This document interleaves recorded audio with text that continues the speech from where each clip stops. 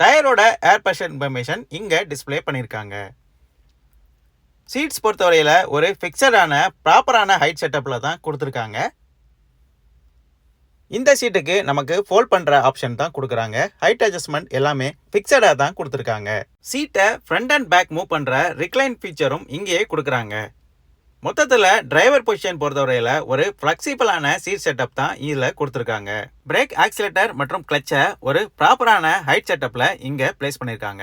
Front boot ஓப்பனரும் இங்கே place பண்ணியிருக்காங்க. Ideal start stop button, hill hold button, ஹெட்லைட்டோட 4 level adjustment பட்டனும் இங்கே கொடுத்துருக்காங்க. ஒரு டம்மி சுவிட்ச் ப்ரொவிஷனும் இங்கே கொடுத்துருக்காங்க.